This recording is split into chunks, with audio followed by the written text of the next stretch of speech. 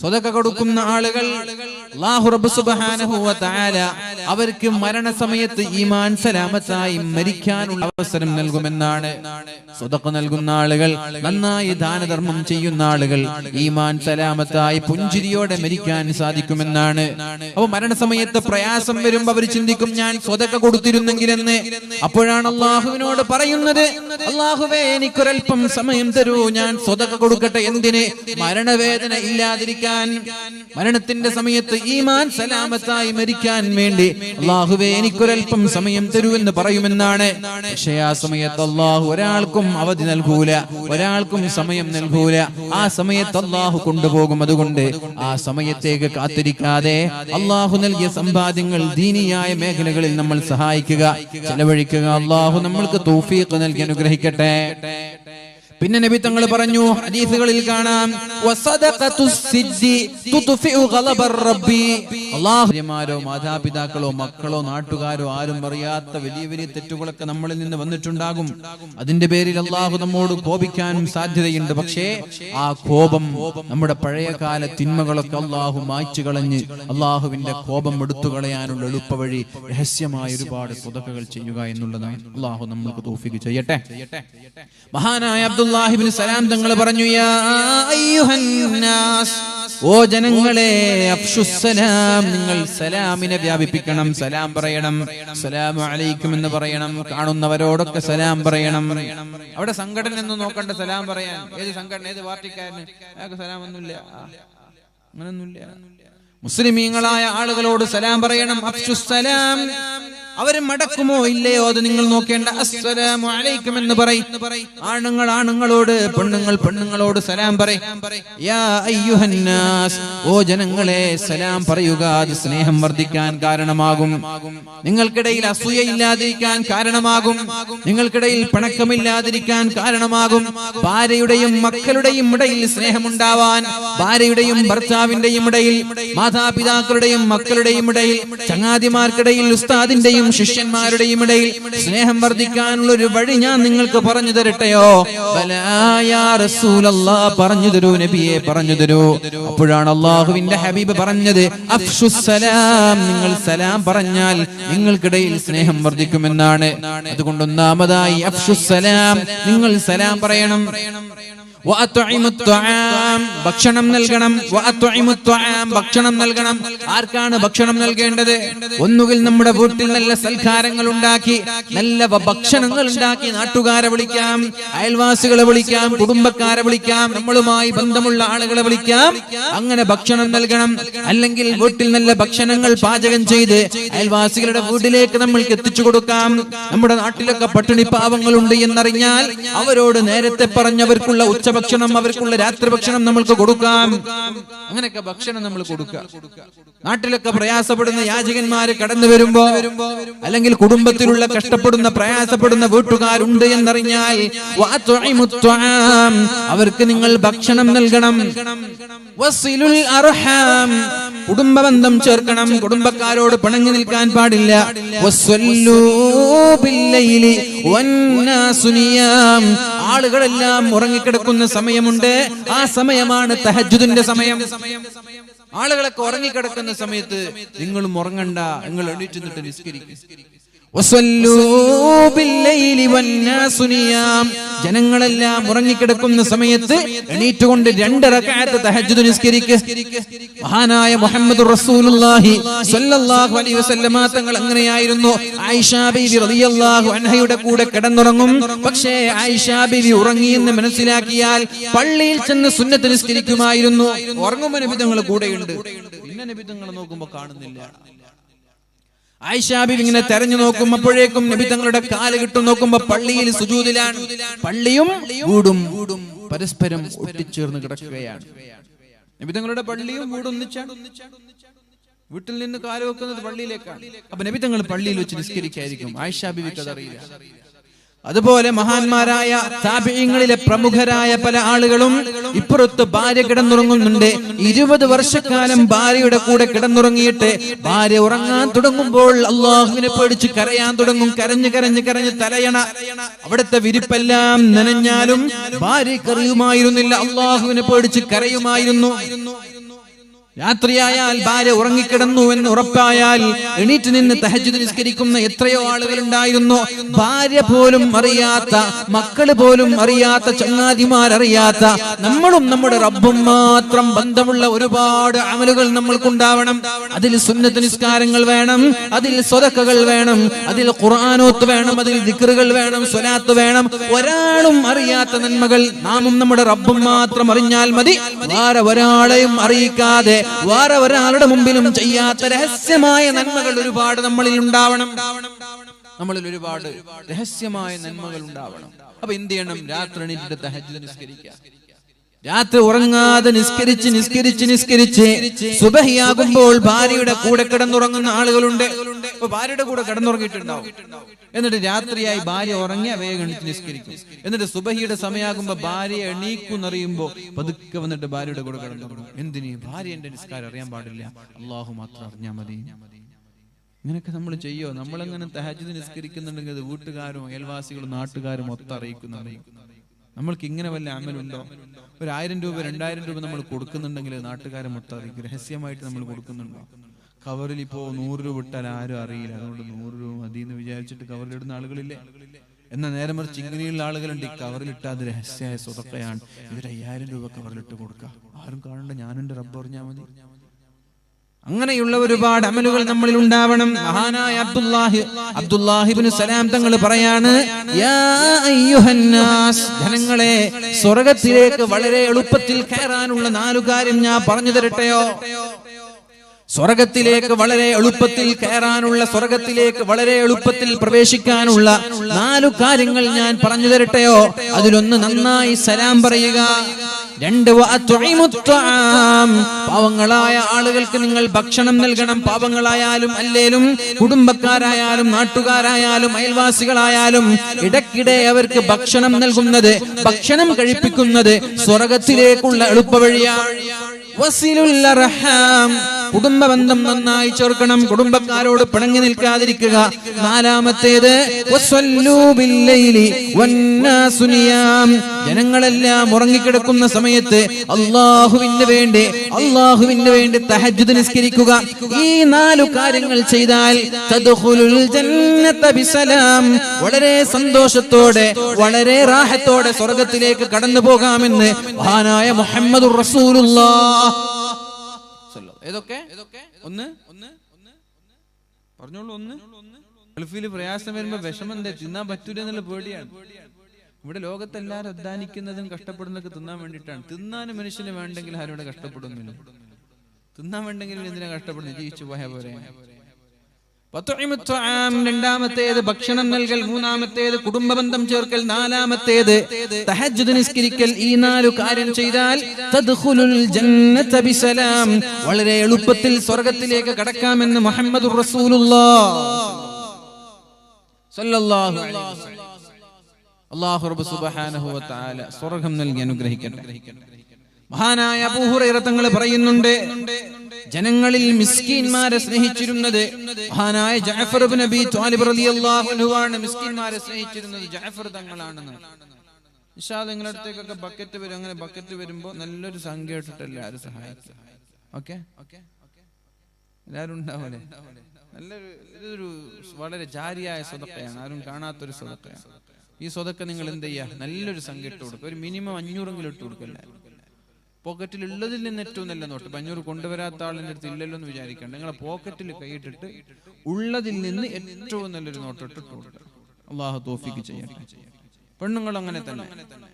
നിന്നെ cover തന്നിട്ടുണ്ടാവും, cover തന്ന ആളുകൾ കവർ ഏൽപ്പിക്കുക. മഹാനായ അബൂ ഹുറൈറ തങ്ങൾ പറയുന്നുണ്ട്, ജനങ്ങളിൽ മിസ്കീന്മാരെ സ്നേഹിച്ചിരുന്നത് മഹാനായ ജഅഫർ ഇബ്നു അബീ ത്വാലിബ് തങ്ങളാണ്.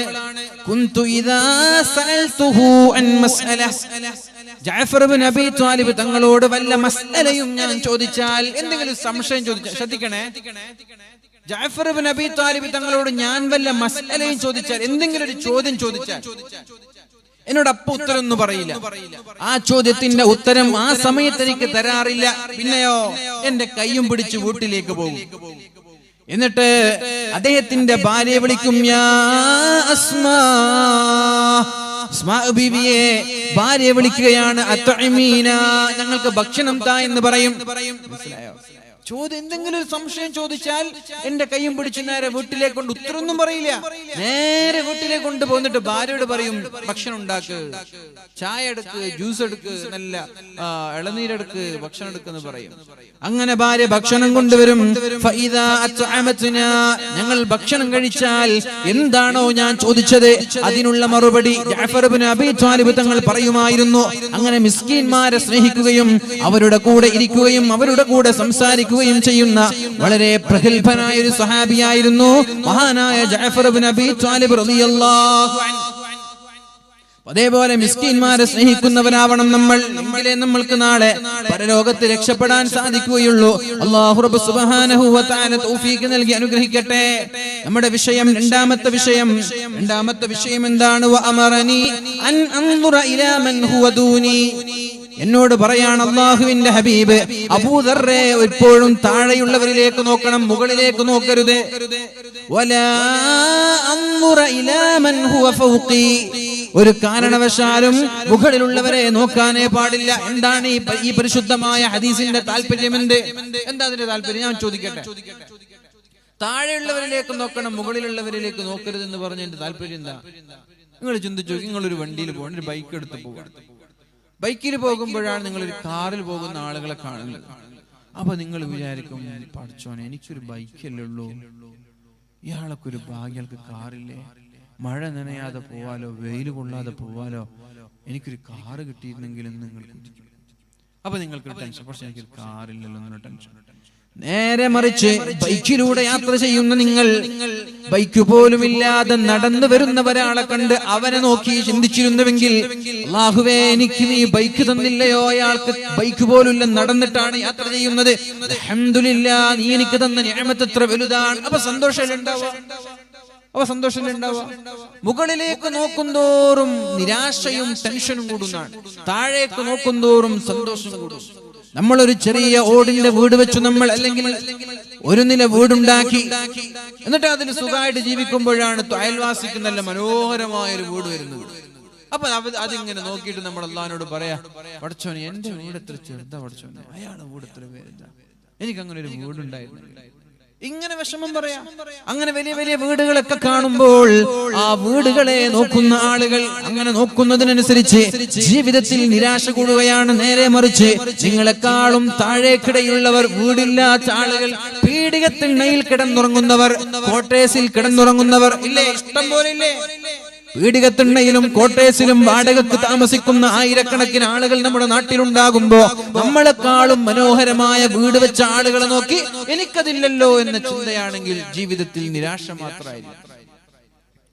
പെരുന്നാളിന് മനോഹരമായ വസ്ത്രം ഭർത്താവ് വാങ്ങിച്ചു തന്നു, നല്ല വസ്ത്രം, മാഷാ അല്ലാഹ്.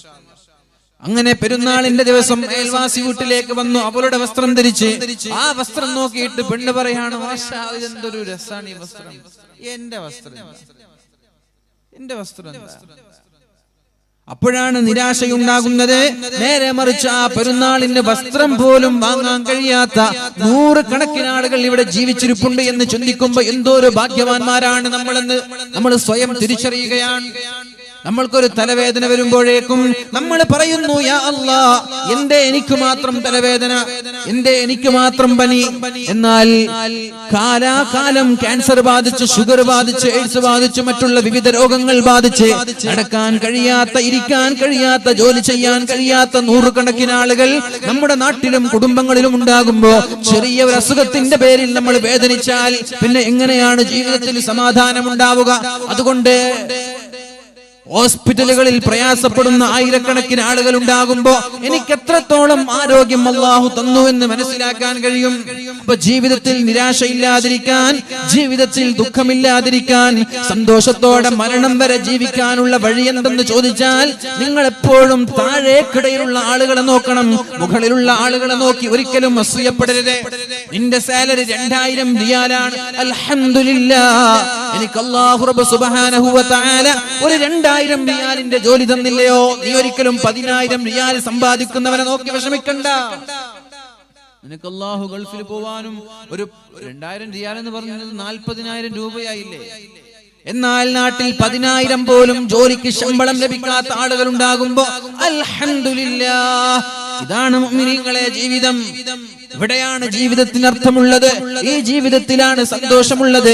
പട്ടിണിയാണെങ്കിലും അൽഹംദുലില്ലാഹ്, വീട്ടില് പട്ടിണിയാണ്, അൽഹംദുലില്ലാഹ് എന്റെ റബ്ബിന്റെ തീരുമാനം ഞാൻ അംഗീകരിക്കുകയാണ്.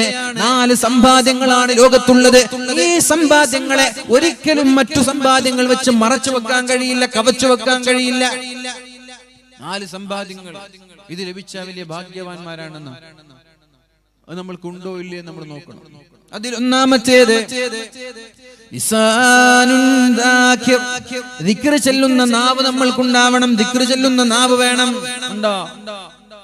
വെറുതെ മിണ്ടാതിരിക്കുന്ന സമയങ്ങളിലൊക്കെ അസ്തഗ്ഫിറുല്ലാഹ് അസ്തഗ്ഫിറുല്ലാഹ് അസ്തഗ്ഫിറുല്ലാഹ് അല്ലെങ്കിൽ ലാ ഇലാഹ ഇല്ലല്ലാഹ് എന്നിങ്ങനെയുള്ള ദിക്ർ ചൊല്ലിക്കൊണ്ടിരിക്കുന്ന നാവ്, ഖുർആൻ ഓതിക്കൊണ്ടിരിക്കുന്ന നാവ്, അല്ലാഹുവിന്റെ ദിക്റിൽ മുഴുകിയ ഒരു നാവ് നമ്മൾക്കുണ്ടെങ്കിൽ വലിയ ഭാഗ്യവാന്മാരാണ് നമ്മൾ.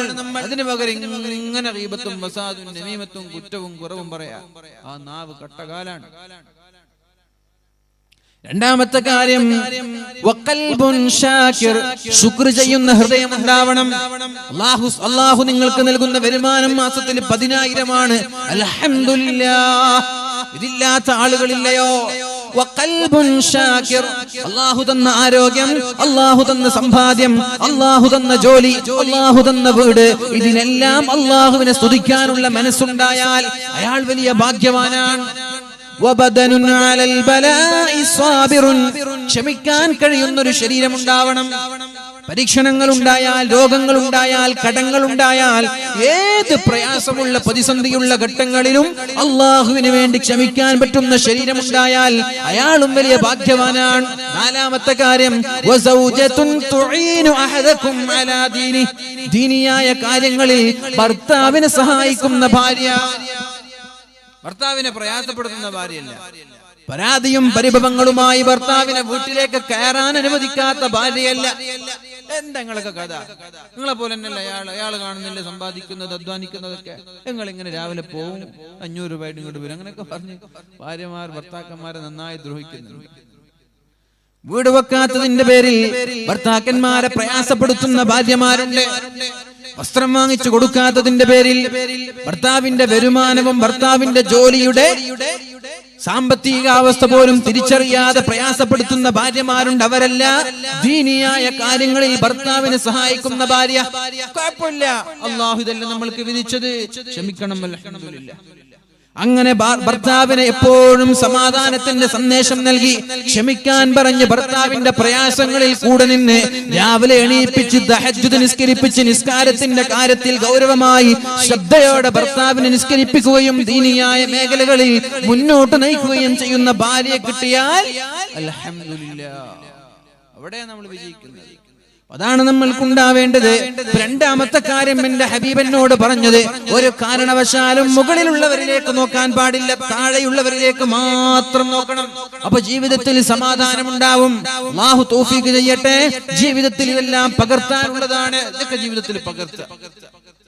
മൂന്നാമത്തെ കാര്യം വഅമറനീ അൻ നസിലർ റഹിമ വഇൻ അദ്ബറത്, ഒരു കാരണവശാലും കുടുംബക്കാരോട് മോശമായി പെരുമാറാൻ പാടില്ല. എന്താണ് കുടുംബം എന്ന് പറഞ്ഞാൽ? കുടുംബക്കാരോട് മോശമായി പെരുമാറാൻ പാടില്ല. കുടുംബബന്ധം ചേർക്കുന്നതിനനുസരിച്ച് അല്ലാഹു നമ്മൾക്ക് ദീർഘായുസ് നൽകുമെന്നാണ്. കുടുംബബന്ധം ചേർക്കുന്ന ആളുകൾക്ക് ദീർഘായുസ് ഉണ്ടാകുമെന്നാണ്. കുടുംബബന്ധം ചേർക്കുന്നവർക്ക് അള്ളാഹു ദീർഘായുസ് നൽകുമെന്നും അള്ളാഹു അവർക്ക് രോഗങ്ങൾ നൽകൂല എന്നാണ്. ആഫിയത്തോടെയുള്ള ആയുസ് ഉണ്ടാകും. നിങ്ങൾ ചിന്തിച്ചു നോക്കിയേ, നിങ്ങൾക്ക് ഒരു 60 വയസ്സ് വരെ ജീവിക്കാൻ അള്ളാഹു അവസരം തന്നു. ആ 60 വയസ്സിൽ 40 വയസ്സായപ്പോഴേക്കും നിങ്ങൾ എന്തായി? രോഗിയായി.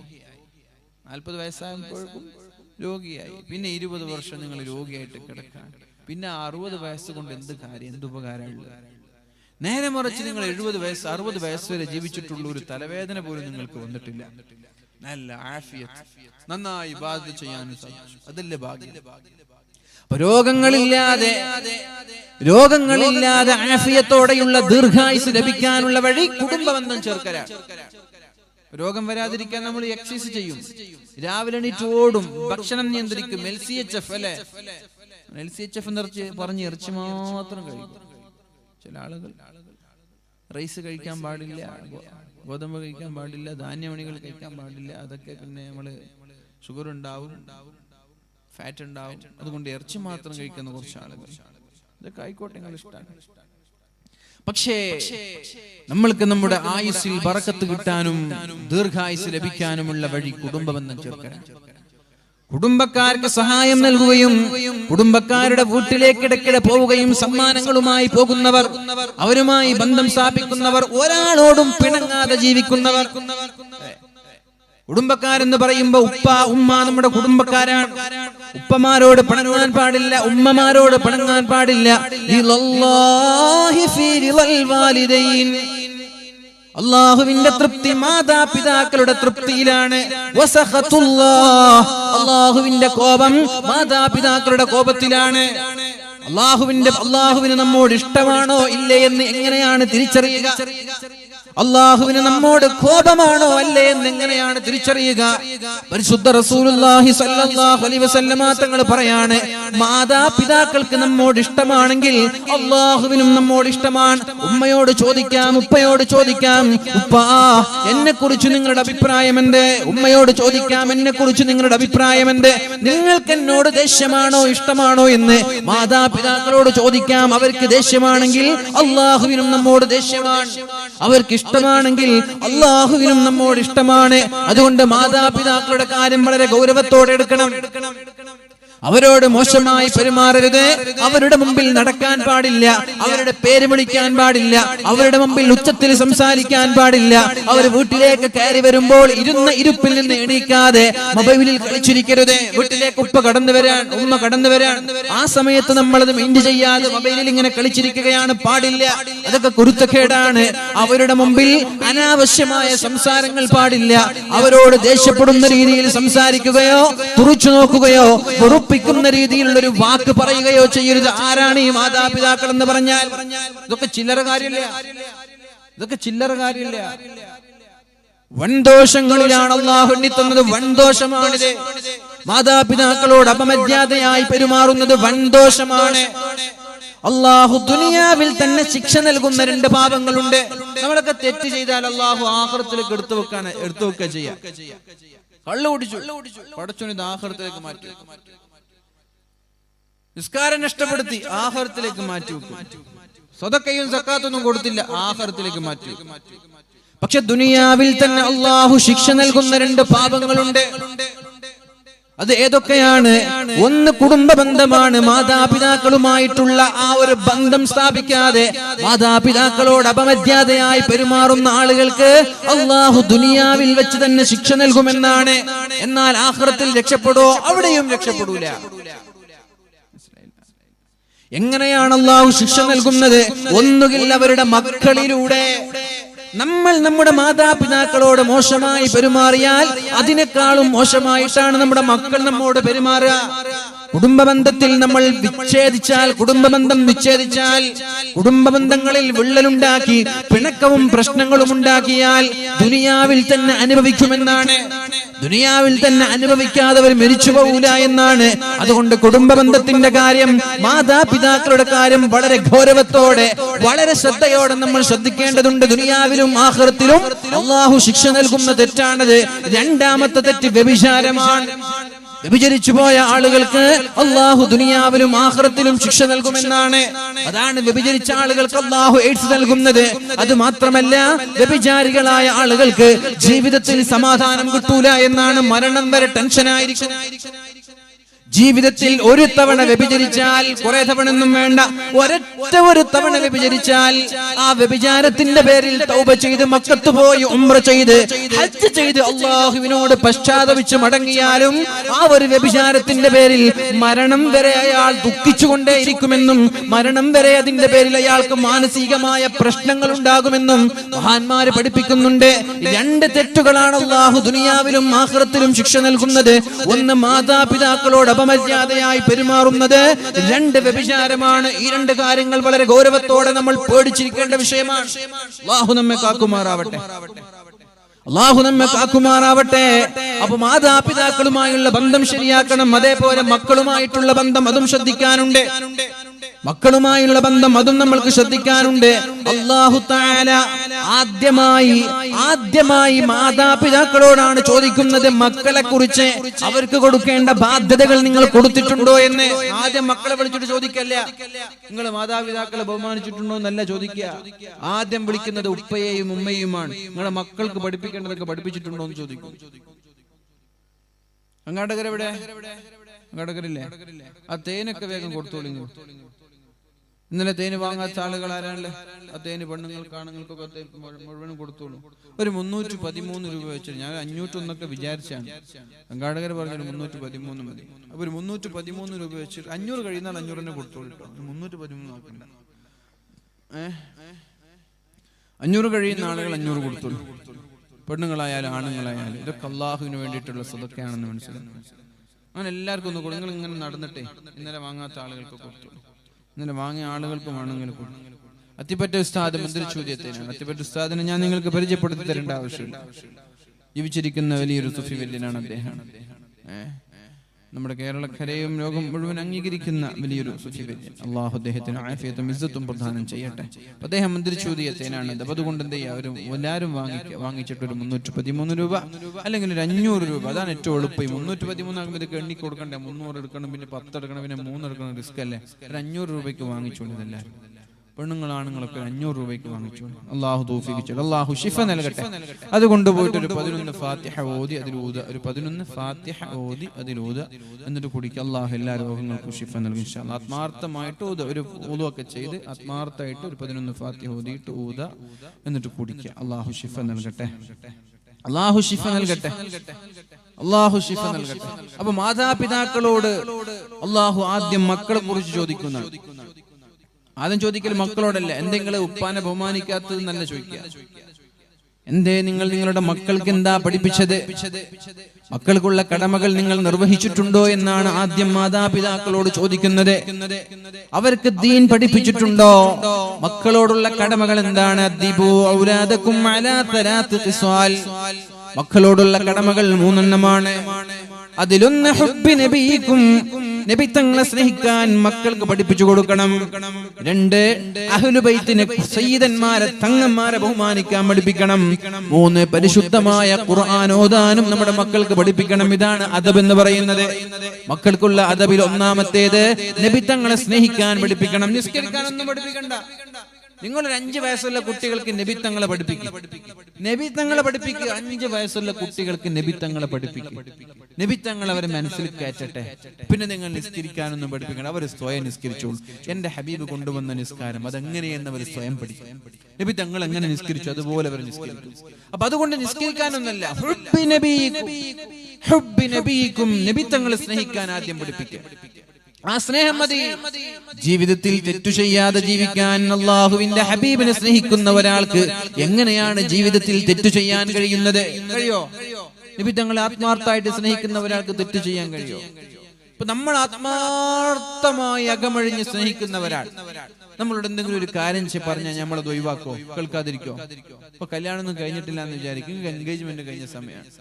എൻഗേജ്മെന്റ് കഴിയുമ്പോൾ പിന്നെ പെണ്ണുങ്ങളോട് അല്ലാത്ത സ്നേഹമായിരിക്കും. ആണ് അവർക്ക് തിരിച്ചിങ്ങോട്ടും. അപ്പൊ അവരിങ്ങനെ എൻഗേജ്മെന്റ് കഴിഞ്ഞൊരു പെണ്ണ് പറയാണ്, നിക്കാഹ് കഴിഞ്ഞെന്ന് വിചാരിച്ചു, എൻഗേജ്മെന്റ് കഴിഞ്ഞിട്ട് മുണ്ടാനൊന്നും പാടില്ലല്ലോ. അപ്പൊ നിക്കാഹ് കഴിഞ്ഞൊരു പെണ്ണ് നിങ്ങളോട് പറയാണ്, എനിക്ക് അത് വാങ്ങിച്ചു തരണം, നിങ്ങൾ കറങ്ങാൻ പോയി, അപ്പൊ നിങ്ങൾ പെണ്ണ് പറയാണ് എനിക്കൊരു ഡയറി മിൽക്ക് വേണം, നിങ്ങൾ പെട്ടെന്ന് വാങ്ങിച്ചോടും. എന്നാ കല്യാണം കഴിഞ്ഞ് 5 മാസം കഴിഞ്ഞാൽ പിന്നെ നിങ്ങൾ ഡയറി കൊലക്കാന്ന് പറയും, ഡയറി മിൽക്ക്. അതിന്റെ ആ നല്ല സ്നേഹമുള്ള സമയമാണ് നിക്കാഹ് കഴിഞ്ഞ ഉടനെ അല്ലെങ്കിൽ കല്യാണം കഴിഞ്ഞ ഉടനെ. അപ്പൊ എന്ത് പറഞ്ഞാലും കേൾക്കും, എന്റെ സ്നേഹം നന്നായി മനസ്സിലാക്കും. പിന്നെ സ്നേഹമില്ല എന്നല്ല, പിന്നെ കല്യാണം കഴിഞ്ഞ് 5 മാസം കഴിഞ്ഞ് സ്നേഹം പോയി എന്നല്ല, സ്നേഹം ഉണ്ടാവും. പക്ഷെ നമ്മൾ സ്വന്തമായി എന്നിപ്പോ സ്വന്തമല്ല ആയിക്കൊണ്ട് വരുന്നുണ്ട്. അതുകൊണ്ടാണ് അപ്പൊ അതിന്റെ അർത്ഥം ഇനി വാങ്ങിച്ചു കൊടുത്തില്ലെങ്കിൽ സ്നേഹമില്ല എന്നൊന്നുമില്ല. പറഞ്ഞു വരുന്നത് നമ്മൾക്ക് ആ സ്നേഹം, അതിന്റെ ആത്മാർത്ഥമായ സ്നേഹം നമ്മൾക്ക് ഉണ്ടാകുമ്പോൾ അവരെന്ത് പറഞ്ഞാലും നമ്മൾ കേൾക്കും. അവർക്ക് ഇഷ്ടപ്പെടുന്നത് നമ്മൾ ചെയ്യും. ആ സമയത്ത് പെണ്ണ് പറയുകയാണെങ്കിൽ സീസർ വലിക്കില്ല എന്ന് പറഞ്ഞാൽ വലിക്കൂല, അല്ലെ? പെണ്ണ് പറയുകയാണെങ്കിൽ സീസർ വലിക്കുന്നത് എനിക്ക് ഇഷ്ടമല്ല കേട്ടോ എന്നാൽ വലിക്കൂല, അറിയാതെ പോയിട്ട് രഹസ്യമായിട്ട് മുമ്പിൽ വലിക്കൂല. അപ്പൊ അതേപോലെ നബിത്തങ്ങളോടുള്ള സ്നേഹം നമ്മൾ കൊത്തിവെക്കുക, നമ്മുടെ മക്കളിൽ കൊത്തിവെക്കുക, ചെറുപ്പത്തിലേ കൊത്തിവെക്കുക. ചെറുപ്പത്തിലെ മക്കൾ കേൾക്കേണ്ടത് നബിത്തങ്ങളെ കുറിച്ചും ദീനിനെ കുറിച്ചൊക്കെ ആയിക്കോട്ടെ. അങ്ങനെ അള്ളാഹുവിന്റെ ഹബീബിനെ മനസ്സിലാക്കാനും സ്നേഹിക്കാനും നമ്മുടെ മക്കൾ തുടങ്ങിയാൽ അവർ സ്വയം നിസ്കരിക്കാൻ തുടങ്ങും, സ്വയം ഖുർആൻ ഓതാൻ തുടങ്ങും. ഒന്നാമത്തെ അദബ് മക്കൾക്ക് നബിത്തങ്ങളോടുള്ള സ്നേഹം ഇട്ട് കൊടുക്കലാണ്. നന്നായി സ്നേഹിക്കട്ടെ. അപ്പൊ നബിത്തങ്ങളെ കുറിച്ചുള്ള ചരിത്രങ്ങൾ കേൾക്കും. ഉമ്മമാര് പറഞ്ഞു കൊടുക്കുക, നബിത്തങ്ങളുടെ ജീവിതത്തിലെ ചരിത്രങ്ങളൊക്കെ ചെറുപ്പത്തിലേ പറഞ്ഞു കൊടുക്കുക. അപ്പൊ അവർക്ക് കൂടുതൽ പഠിക്കാൻ ആഗ്രഹം വരുമ്പോൾ അവർ പുസ്തകം വാങ്ങിച്ചു വായിക്കും. യൂട്യൂബിലൂടെ നബിത്തങ്ങളെ കുറിച്ചുള്ള പഠനങ്ങൾ അവർ വേളകൾ അവർ കേൾക്കും. അങ്ങനെ നബിത്തങ്ങളുടെ ഒരു മുഹിബ്ബായി മാറും. അങ്ങനെ മുഹിബ്ബായി മാറിയാൽ പിന്നെ അവരുടെ ജീവിതം നബിത്തങ്ങളുടെ ജീവിതമായി മാറും. അവരുടെ ഡ്രസ് കോഡ്, അവരുടെ ജീവിത രീതി, അവരുടെ ഭക്ഷണം, അവരുടെ ഉറക്കയെല്ലാം അല്ലാഹുവിന്റെ ഹബീബായി മാറും. അതുകൊണ്ട് ഉമ്മമാരുടെ മുമ്പിലുള്ള ഒന്നാമത്തെ കടമ അവർക്ക് നല്ല പേരിട്ട് കൊടുക്കണം. അതേപോലെ അവർക്ക് അല്ലാഹുവിന്റെ ഹബീബിനെ സ്നേഹിക്കാൻ പഠിപ്പിക്കണം, അഹ്ലു ബൈത്തിനെ സ്നേഹിക്കാൻ പഠിപ്പിക്കണം. അതേപോലെ പരിശുദ്ധമായ ഖുർആനിൽ അവർക്ക് അവഗാഹം നൽകണം. ഖുർആൻ കൊണ്ട് അവരെ കൊണ്ട് ഒതുക്കണം, ഖുർആൻ അവരെ കൊണ്ട് പഠിപ്പിക്കണം. ഇതെല്ലാം മാതാപിതാക്കളുടെ കടമയാണ്. അല്ലാഹു നാളെ ആദ്യമായി നിങ്ങളോട് ചോദിക്കുന്നത് ഇതെല്ലാമാണ്. പിന്നെയോ 7 വയസ്സായാൽ നിസ്കാരത്തിന്റെ കാര്യം, 10 വയസ്സായാൽ നിസ്കരിച്ചില്ലെങ്കിൽ അടിക്കുന്നതിന്റെ കാര്യം, ഇതെല്ലാം വളരെ ശ്രദ്ധയോടെ കൃത്യമായി നമ്മുടെ മാതാപിതാക്കളിൽ നിന്നുണ്ടാവണം. പിന്നെയാണ് മാതാപിതാക്കളെ കുറിച്ച് മക്കളോട് ചോദിക്കുന്നത്. ഭാര്യയും ഭർത്താവും തമ്മിലുള്ള ബന്ധം, ഭർത്താവിനെ വെറുപ്പിക്കാത്ത ഒരു ഭാര്യ, ഭർത്താവിനെ വെറുപ്പിക്കാത്ത ഒരു ഭാര്യ, ആ ഭാര്യ മരിച്ചുപോയാൽ ദഖലത്തിൽ ജന്ന, ആ ഭാര്യ സ്വർഗ്ഗക്കാരിയാണ് എന്ന് മുഹമ്മദുർ റസൂലുള്ളാഹ്.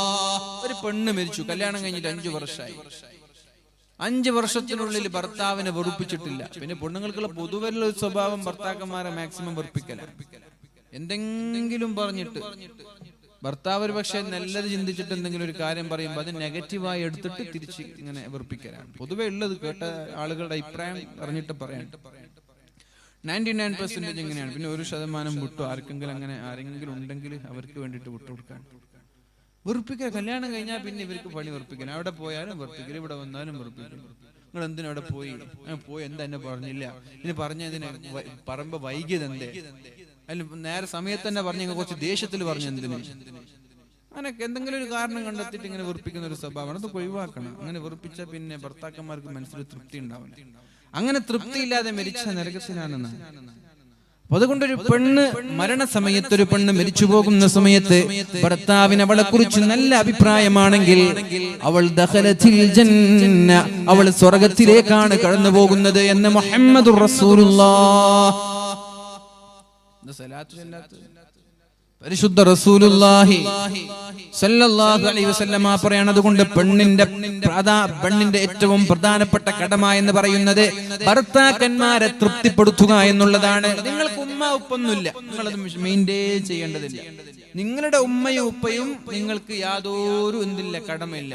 കല്യാണം കഴിഞ്ഞാൽ പിന്നെ നിങ്ങളുടെ കടമ നിങ്ങളുടെ ഭർത്താവിനോടാണ്. ഭർത്താവിനുള്ള കടമ കല്യാണം കഴിഞ്ഞാൽ ഭർത്താവിനുള്ള കടമ ഭാര്യയോടല്ല, മാതാപിതാക്കളോടാണ്. നിങ്ങൾ നിങ്ങളുടെ ഉമ്മയും ഉപ്പയും നന്നായി നോക്കണം. നിങ്ങളുടെ ഭാര്യയെ കൊണ്ടും നിങ്ങളുടെ ഉമ്മയും ഉപ്പയും നന്നായി നോക്കണം. ആ ഒരു രീതിയിൽ ഭാര്യമാരെ കല്യാണം കഴിഞ്ഞാൽ നിങ്ങൾ ഏറ്റവും കൂടുതൽ കടപ്പെട്ടിരിക്കുന്നത് നിങ്ങളുടെ ഭർത്താവിനോടാണ്. ഭർത്താവിനോട് മോശമായി പെരുമാറിയാൽ അല്ലാഹു നരകത്തിലേക്ക് കൊണ്ടുപോകും, അതിൽ യാതൊരു സംശയമില്ല. അല്ലാഹുവിന്റെ ഹബീബ് സല്ലല്ലാഹു അലൈഹി വസല്ലം സ്വർഗ്ഗത്തിൽ ഏറ്റവും കൂടുതൽ കണ്ടത് മിസ്കീന്മാരെയാണെങ്കിൽ നരകത്തിൽ ഏറ്റവും കൂടുതൽ കണ്ടത് പെണ്ണുങ്ങളെയാണ്. യാ അല്ലാഹ്, പെണ്ണുങ്ങളെ. കാരണമൊന്നുമല്ല. ഭർത്താക്കന്മാരോട് മോശമായി പെരുമാറിയത് തന്നെയാണ് കാരണം. അതന്നെയാണ് കാരണം, വേറൊന്നുമില്ല. പെണ്ണുങ്ങൾ എന്തേ നരകത്തിൽ പോവാനുള്ള കാരണമെന്ന് മഹാന്മാരായ സ്വഹാബാക്കൾ ചോദിച്ചപ്പോ അള്ളാഹുവിന്റെ ഹബീബ് പറഞ്ഞത് തക്ഫുർനൽ അശീർ, ഭർത്താക്കന്മാരെ വെറുപ്പിക്കുന്നവരാണവർ. എത്ര നന്മ ചെയ്താലും അത് ഉൾക്കൊള്ളാൻ അവർ തയ്യാറല്ല. എത്ര നന്മ ചെയ്താലും അവരെ കൊണ്ട് നല്ലത് പറയാൻ അവർ കൊണ്ട് ആവൂല. എത്ര നന്മ ചെയ്താലും, കാലാകാലം മരണം വരെ നന്മ ചെയ്താലും, എപ്പോഴെങ്കിലും ഭർത്താവിൽ നിന്ന് അവർക്ക് ഇഷ്ടപ്പെടാത്തത് കണ്ടുപോയാൽ അതിന്റെ പേരിൽ മരണം വരെ വേദനിപ്പിക്കുന്ന സ്വഭാവം സ്ത്രീകൾക്കുണ്ട്. അതുകൊണ്ട് ഭർത്താക്കന്മാരെ വെറുപ്പിക്കുന്നത് കാരണത്താൽ പെണ്ണുങ്ങളിൽ ഭൂരിഭാഗം പേരും നരകത്തിലായിരിക്കുമെന്ന് മുഹമ്മദുർ റസൂലുള്ളാഹ്. സ്വർഗത്തിലെത്താനുള്ള വഴികൾ നമ്മൾ ചർച്ച ചെയ്യുകയാണല്ലോ. അല്ലാഹു നമ്മൾക്ക് സ്വർഗം നൽകട്ടെ. അതുകൊണ്ട് ഇങ്ങനെ വെറുപ്പിക്കുന്ന വിഷയം ഒഴിവാക്ക്. നല്ല കാര്യങ്ങൾ മാത്രം പറഞ്ഞ് നമ്മൾക്ക് ജീവിക്കാലോ, സന്തോഷങ്ങളിൽ ജീവിക്കാലോ. എന്തിനിങ്ങനെ കരയിപ്പിക്കണം, എന്തിനിങ്ങനെ വേദനിപ്പിക്കണം, എന്തിനിങ്ങനെ വിഷമിപ്പിക്കണം? പ്രയാസങ്ങൾ കണ്ടാൽ അത് മറന്നേക്ക്. തെറ്റുകളില്ലാത്ത മനുഷ്യർ ലോകത്തുണ്ടോ? തെറ്റുകൾ കണ്ടാൽ അത് മറന്നേക്ക്. അതൊക്കെ കുഴപ്പമില്ല, മനുഷ്യനല്ലേ. ആ ഒരു രീതിയിൽ കണ്ടുകൂടെ? അതൊക്കെ അഡ്ജസ്റ്റ്മെന്റിലൂടെ നമ്മൾക്ക് അഡ്ജസ്റ്റ് ചെയ്തുകൂടെ? എന്തിനാണ് അതിനൊക്കെ വലിയ വലിയ ആനക്കാര്യമാക്കിയ പ്രശ്നങ്ങൾ ഉണ്ടാക്കുന്നത്? ഭർത്താവായാലും ഭാര്യയായാലും പരസ്പരം ഏറ്റവും നല്ല സ്വഭാവത്തോടു കൂടി ജീവിക്കുക. ഇതൊക്കെ നാളെ ആഖിറത്തിൽ സ്വർഗ്ഗം കാരണമാകുന്നതാണ്. അല്ലാഹു തൗഫീഖ് ചെയ്യട്ടെ.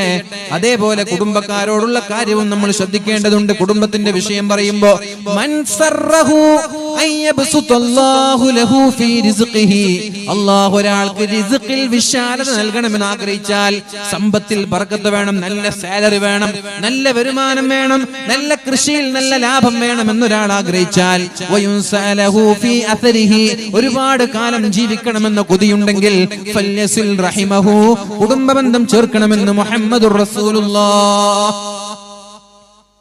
സല്ലല്ലാഹു അലൈഹി വസല്ലം. ലാ യദ്ഖുലുൽ ജന്നത ഖാതിഉൻ, ഒരിക്കലും കുടുംബബന്ധം വിച്ഛേദിക്കുന്ന ആളുകൾ ഒരിക്കലും സ്വർഗ്ഗത്തിൽ കിടക്കൂല എന്നാണ് പറഞ്ഞത്. ലാ യദ്ഖുലുൽ ജന്നത ഖാതിഉൻ, കുടുംബബന്ധം വിച്ഛേദിക്കുന്നവർ, കുടുംബക്കാരുമായി പിണക്കമുള്ളവർ, ഇവർ സ്വർഗ്ഗത്തിലേക്ക് കടക്കൂല എന്നാണ്. ആദ്യം സ്വർഗ്ഗത്തിൽ കടക്കുന്നവരിൽ ഇവർ ഉൾപ്പെടൂല എന്നാണ്. അവരെ ഒരുപാട് കാലം നരകത്തിലിട്ട് ശിക്ഷിച്ച് ഒരുപാട് കാലത്തിന് ശേഷമാണ് അവർക്ക് അല്ലാഹു സ്വർഗ്ഗം നൽകുക. കുടുംബബന്ധം വിച്ഛേദിക്കുന്ന ആളുകൾ. അല്ലാഹുവിന്റെ ഹബീബ് സല്ലല്ലാഹു അലൈഹി വസല്ലമ തങ്ങൾ പറയുകയാണ്, വഅമറനി അൻ നസിലർ റഹിമ, കുടുംബബന്ധം ചേർക്കാൻ എന്റെ ഹബീബ് എന്നോട് പറഞ്ഞു. വഇന്നദ്ബറത, അവരെത്ര മോശമായി പെരുമാറിയാലും നമ്മൾ അതേ നാണയത്തിൽ പെരുമാറാതെ, അതേ രീതിയിൽ തിരിച്ചു പ്രതികരിക്കാതെ, സമാധാനത്തോടുകൂടി പുഞ്ചിരിയോടുകൂടി കുടുംബക്കാരോട് പെരുമാറി കുടുംബബന്ധം ചേർക്കാൻ എന്റെ ഹബീബ് എന്നോട് പറഞ്ഞു എന്ന് മഹാനായ അബൂ ദർ റളിയല്ലാഹു അൻഹു. ലാ തൻസിലുർ റഹ്മത്തു അലാ ഖൗമിൻ ഫീഹിം ഖാതിഉ റഹിമിൻ, കുടുംബബന്ധം വിച്ഛേദിച്ച ഒരാൾ ഒരു സദസ്സിലുണ്ടെങ്കിൽ, കുടുംബബന്ധം വിച്ഛേദിച്ച ഒരാൾ ഒരു സദസ്സിലുണ്ടെങ്കിൽ ആ സദസ്സിലേക്ക് അല്ലാഹുവിന്റെ മലക്കുകൾ ഇറങ്ങൂല എന്ന് മുഹമ്മദുർ റസൂലുള്ളാഹ്. ലാ തൻസിലുർ റഹ്മ, ലാ തൻസിലുർ റഹ്മ, അല്ലാഹുവിന്റെ കാരുണ്യം ഇറങ്ങൂല. ഇവിടെ കുടുംബബന്ധം വിച്ഛേദിച്ച ഒരാളുണ്ടെങ്കിൽ, അപ്പൊ വീട്ടിൽ പിണക്കമുള്ളവരാണ്, ഭാര്യയും ഭർത്താവും പിണങ്ങിയാൽ ആ വീട്ടിൽ റഹ്മത്തില്ല എന്നാണ്. അയൽവാസികളോട് പിണക്കമുണ്ടെങ്കിൽ ഈ വീട്ടിൽ റഹ്മത്തില്ല. കുടുംബത്തിലെ അളാപ്പമാർ, മൂത്താപ്പമാർ, ജ്യേഷ്ഠന്മാർ, അനുജന്മാർ, പെങ്ങന്മാർ, സഹോദരിമാര്, അങ്ങനെ ആരൊക്കെയാണോ നമ്മുടെ കുടുംബങ്ങളിലുള്ളത്, അവരുമായി പിണക്കമാണെങ്കിൽ ആ വീട്ടിലേക്ക് അല്ലാഹുവിന്റെ റഹ്മത്ത് ഇറങ്ങുകയില്ല, അല്ലാഹുവിന്റെ മലക്കുകൾ ഇറങ്ങുകയില്ല, അവരുടെ അമലുകൾ അല്ലാഹു സ്വീകരിക്കുകയില്ല. അവരെങ്ങാനും മരിച്ചു പോയാൽ ദഖലന്നാർ, നേരെ പോകുന്നത് നരകത്തിലേക്കായിരിക്കും. അതുകൊണ്ട് കുടുംബബന്ധം എന്ന വിഷയം വളരെ ഗൗരവത്തോടെ സൂക്ഷിക്കണമെന്ന് എന്റെ ഹബീബ് എന്നോട് പറഞ്ഞു എന്ന് മഹാനായ അബൂ ദർ റളിയല്ലാഹു അൻഹു. അലി ഇബ്നുൽ ഹുസൈൻ തങ്ങൾ പറയുന്നുണ്ട്, അദ്ദേഹത്തിന്റെ മകനോട് പറയാണ്, യാ ബുനയ്യ ലാ തസ്ഹബന്ന ഖാതിഅ റഹിമിൻ, കുടുംബബന്ധം മുറിച്ചു നിൽക്കുന്ന ഒരാളെ കണ്ടാൽ അയാളുടെ കൂടെ നടക്കാൻ പാടില്ല, അയാളുടെ കൂടെ ഇരിക്കാൻ പാടില്ല, അയാളുടെ കൂടെ യാത്ര ചെയ്യാൻ പാടില്ല, അയാളുടെ കൂടെ ഭക്ഷണം കഴിക്കാനും പാടില്ല. അപ്പൊ നമ്മുടെ ചങ്ങാതിമാര്,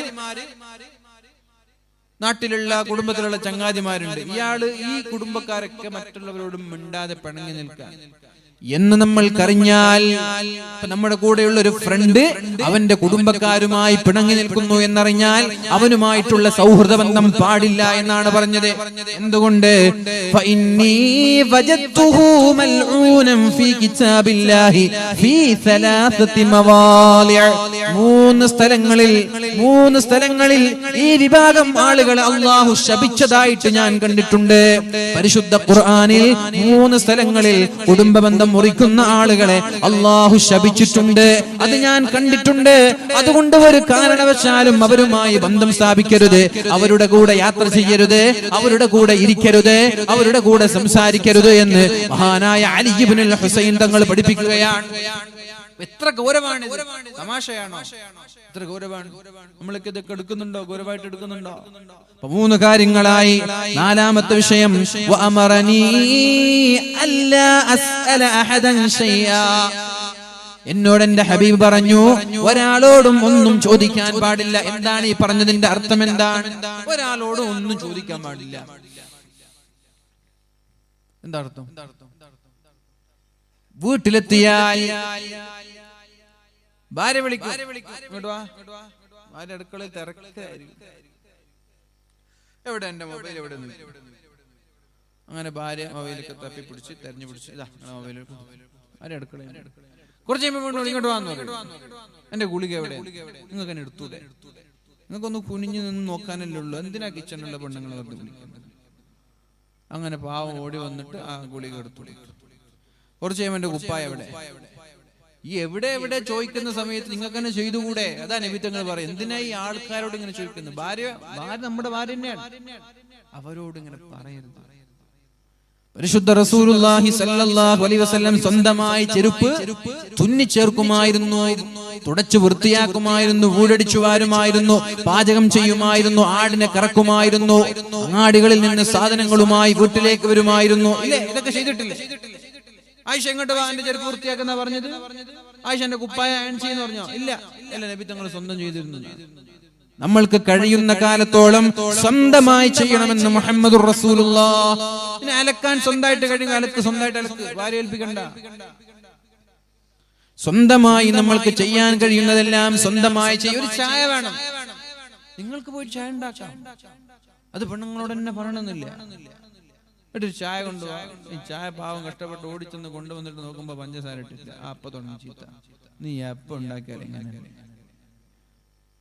സഹോദരിമാരും ശ്രദ്ധിക്കണം, കടമ നിർവഹിക്കാൻ വേണ്ടി പാചകം ചെയ്യരുത്. അങ്ങനെയുണ്ട് കുറച്ച് പെണ്ണുങ്ങള്, കടമ തീർക്കാൻ വേണ്ടിട്ട് നാസ്ത ഉണ്ടാക്കുക, കടമ തീർക്കാൻ വേണ്ടിട്ട് ചോറുണ്ടാക്കുക, കടമ തീർക്കാൻ വേണ്ടിട്ട് ചായ ഉണ്ടാക്കുക. ആരെങ്കിലും വിരുന്നുകാരെ സൽക്കരിക്കാന് അതിഥികളോ വന്നാലും ജ്യൂസ് ഉണ്ടാക്കണം, അത് മുറിച്ചിരിക്കുക. കടമ തീർക്കണം, അത് വേണ്ട. ഏറ്റവും നല്ല കൈപുണ്യത്തോടെ ഏറ്റവും സ്വാദിഷ്ടമായത് നൽകണമെന്നുള്ള ചിന്തയാണ് പെണ്ണുങ്ങൾക്ക് ഉണ്ടാവേണ്ടത്. പാചകം ചെയ്യുമ്പോൾ അങ്ങനെ ചിന്തിക്കണം നിങ്ങൾ. ഏറ്റവും നല്ല രീതിയിൽ നല്ല ടേസ്റ്റ്ഫുൾ ഫുഡ് എനിക്ക് കൊടുക്കാൻ കഴിയണം. ചായ ഉണ്ടാക്കാൻ പറഞ്ഞവര് അതെല്ലാവർക്കും അറിയാം. എന്ത് ചായ വെള്ളം തിളപ്പിക്കണം, അതിലേക്ക് ചായപ്പൊടി ഇടണം, പിന്നെ പഞ്ചസാര എല്ലാവർക്കും അറിയാം. അപ്പൊ അത് എങ്ങനെ ടേസ്റ്റ്ഫുൾ ആക്കാം? അതിൽ കുറച്ച് ഏലക്ക ഇടാം, കുറച്ച് ഇഞ്ചി ഇടാം, അല്ലെങ്കിൽ കുറച്ച് വേറെ എന്തെങ്കിലും ഇടാം, അല്ലെങ്കിൽ വെറും പാലിൽ മാത്രം ചായ വെക്കാം. നേരെ മറിച്ച് നിങ്ങൾ 5 ഗ്ലാസ് ചായക്ക് 1/2 ഗ്ലാസ് പാൽ വെച്ച ചായയുടെ പോലെ നമ്മൾക്ക് കാണുമ്പോൾ മനസ്സിലാവില്ലേ? വിരുന്നുകാരൊക്കെ വരുമ്പോ അങ്ങനെയൊന്നും കൊടുക്കരുത്. നിങ്ങളുടെ വീട്ടിൽ എന്ത് വേണം കഴിച്ചോളി. ആരെങ്കിലും അതിഥികളൊക്കെ വരുമ്പോ എന്ത് ചെയ്യണം? നല്ല അടിപൊളി നല്ല ടേസ്റ്റ്ഫുൾ ഫുഡ് കൊടുക്കണം. അതൊരു പെണ്ണിനുണ്ടാവേണ്ട സ്വഭാവമാണിത്. എന്റെ കയ്യിൽ നിന്ന് ഏറ്റവും നല്ലത് ഞാൻ ഉണ്ടാക്കുള്ളൂ. ഇതൊരു കടമ തീർക്കാൻ വേണ്ടി ചെത്തി കൊടുക്കണല്ലോ, അതുണ്ടാവരുത്. ഭർത്താവിനാണെങ്കിലും ശരി, മക്കൾക്കാണെങ്കിലും ശരി, എപ്പോഴും ഒരേ ഫുഡ്. എപ്പോ നോക്കിയാലും നെയ്സ്പത്തിരി. ഇത് കഴിച്ച് മടുത്തു പോയി. രാവിലെ എണിച്ച് തുടങ്ങും നെയ്സ്പത്തിരി. ഇപ്പൊ പാക്കറ്റ് വാങ്ങാൻ കിട്ടുന്നുണ്ട്, അവിടെ പോയിട്ട് വാങ്ങുക, എന്നിട്ട് ഭർത്താവിനെ കൊടുക്കുക. വെറൈറ്റി ഫുഡ് ഉണ്ടാക്കുക, ഡിഫറെന്റ് ടേസ്റ്റ്. എപ്പോഴും ഒരു 10 രൂപയുടെ വ്യത്യസ്തമായ ഐറ്റംസ് ഇല്ല, അതൊക്കെ ഉണ്ടാക്കുക. കറി എങ്ങനെ വ്യത്യസ്തമായ ഐറ്റംസ് ഉണ്ടാക്കുക, മാറ്റി മാറ്റി പിടിക്കും. നല്ല മനോഹരമായത് ഉണ്ടാക്കി കൊടുക്കും. വേറെ പണിയൊന്നുമില്ലല്ലോ. ഭർത്താക്കന്മാർ പുറത്തു പോയി അധ്വാനിക്കുമ്പോ അങ്ങനെ പോയി ജോലി ചെയ്യുന്ന തിരക്കൊന്നും നിങ്ങൾക്കില്ലല്ലോ. നിങ്ങളുടെ പണി എന്താ? തന്നെയാണ്. മക്കളെ നോക്കുക, ഭർത്താവിനെ നോക്കുക, വീട് നോക്കുക, പരിസരം നോക്കുക, ഏറ്റവും നല്ല ഫുഡ് നൽകുക, ഏറ്റവും വൃത്തിയോടെ വീടിനെ നിങ്ങൾ സംരക്ഷിക്കുക, ഏറ്റവും ദീനീബോധത്തോടെ ചിട്ടയോടെ മക്കളെ വളർത്തുക. അത് തന്നെയാണ് ഭാര്യയുടെ കടമ, അത് തന്നെയാണ്. അതുകൊണ്ടാണ് അത്ര പ്രോത്സാഹിപ്പിക്കാത്തത്. പെണ്ണുങ്ങൾ ജോലി ചെയ്യുന്നതിനെ പ്രോത്സാഹിപ്പിക്കാത്തത് കൊണ്ട്. രണ്ടുപേരും ജോലിക്ക് പോയാൽ പിന്നെ ആരെവിടെ ഫുഡ് ഉണ്ടാക്കുക, ആരെവിടെ അടിച്ചു വാരാൻ, ആരെവിടെ മക്കളെ നോക്കുക എന്നും ആള് കിട്ടൂല. പിന്നെ ആ ഒരു ബന്ധത്തിൽ അത്ര രസം ഉണ്ടാവില്ല. അതുകൊണ്ട് പെണ്ണുങ്ങളോട് പറയാനുള്ളത് ഏറ്റവും നല്ല ഫുഡ് ഉണ്ടാക്കി കൊടുക്കാൻ നമ്മൾ തയ്യാറാവണം. പിന്നെ ആണുങ്ങളെല്ലാം കണ്ട് പെണ്ണുങ്ങളോട് പറയണ്ട, കുറച്ചൊക്കെ സ്വന്തമായിട്ട് ചെയ്യും. എന്നോട് പറഞ്ഞു അല്ലാ അസ്അല അഹദൻ ശൈആ, ഒന്നും ഒരാളോടും ചോദിക്കരുത്. പട്ടിണിയാണെങ്കിൽ വരെ മറ്റൊരാളുടെ മുമ്പിൽ കൈ നീട്ടരുത്, മറ്റൊരാളുടെ മുമ്പിൽ പറയരുത്. നബി തങ്ങൾ അങ്ങനെ പറഞ്ഞു. പട്ടിണിയാണെങ്കിൽ വരെ മറ്റൊരാളോട് ചോദിക്കരുത്. യാ അല്ലാഹ്, കഷ്ടപ്പെടണം, എത്ര പ്രയാസങ്ങൾ ഉണ്ടെങ്കിലും അള്ളാഹുവിനോട് മാത്രം ചോദിക്കുക, ജനങ്ങളുടെ മുമ്പിൽ കൈനീട്ടരുത് എന്ന് പരിശുദ്ധ റസൂലുള്ളാഹി സ്വല്ലല്ലാഹു അലൈഹി വസല്ലം മഹാന്മാരായ സ്വഹാബാക്കൾ അങ്ങനെ ചെയ്യുമായിരുന്നു. മഹാന്മാരായ സ്വഹാബാക്കൾ അങ്ങനെ ചെയ്യുമായിരുന്നു. എന്തിപ്പോ യാത്ര ചെയ്യാൻ, ഒട്ടകത്തിൽ യാത്ര ചെയ്യുമ്പോ കയ്യിൽ നിന്ന് വടി വീണു. താഴെ ആളുണ്ട്, അവരോടൊന്ന് പ്ലീസ് എടുത്തരൊന്ന് ചോദിച്ച് അവരെടുത്തു കൊടുക്കും. പക്ഷെ അത് ചോദിക്കൂല. അവരെന്ത് ചെയ്യും? ഇറങ്ങും, താഴെ ഇറങ്ങിയിട്ട് അത്. അങ്ങനെ നമ്മൾ ചെയ്യുന്നത്. നമ്മൾ വണ്ടിയിലാണ്, കാറിൽ ഇരിക്കുമ്പോഴാണ് നമ്മുടെ കയ്യിൽ നിന്ന് ചാവിയോ എന്തെങ്കിലും താഴേക്ക് വേണ്ടത്. ഫ്രണ്ട് നിൽക്കുന്നുണ്ട് പുറത്ത്, അതൊന്നും എടുത്തരോ, ചോദിക്കരുത്. നമ്മളങ്ങനെ ചോദിക്കരുത്. നമ്മൾ സ്വയം ചെയ്യണതാണ്. മറ്റൊരാൾ അനാവശ്യമായി ഡിപെൻഡ് ചെയ്യരുത്, ആശ്രയിക്കരുത്. പരിശുദ്ധ റസൂലുള്ളാഹി സ്വല്ലല്ലാഹു അലൈഹി വസല്ലമ തങ്ങൾ സ്വഹാബാക്കളോട് ചോദിക്കുകയാണ്. 9 ആളുകൾ അല്ലാഹുവിന്റെ ഹബീബിന്റെ കൂടെയുണ്ട്. 8, 7, 9 ആളുകൾ നബി തങ്ങളുടെ കൂടെയുണ്ട്. അലാ തുബായിഊന റസൂലല്ലാഹ്, അല്ലാഹുവിന്റെ റസൂലിനെ നിങ്ങൾ ബൈഅത്ത് ചെയ്യുന്നില്ലേ എന്ന് ചോദിച്ചു. ബലാ യാ റസൂലല്ലാഹ്, ഞങ്ങൾ ബൈഅത്ത് ചെയ്തു എന്ന് പറഞ്ഞു. 3 തവണ ചോദിച്ചു, നിങ്ങൾ എന്നെ ബൈഅത്ത് ചെയ്യുന്നില്ലേ? അവർ പറഞ്ഞു, ഞങ്ങൾ നിങ്ങളെ ബൈഅത്ത് ചെയ്യാൻ. എന്നിട്ട് നബി തങ്ങൾ പറഞ്ഞു, ബായഅനാക യാ റസൂലല്ലാഹ്, ഞങ്ങളെല്ലാവരും താങ്കളോട് ബൈഅത്ത് ചെയ്യാണ്.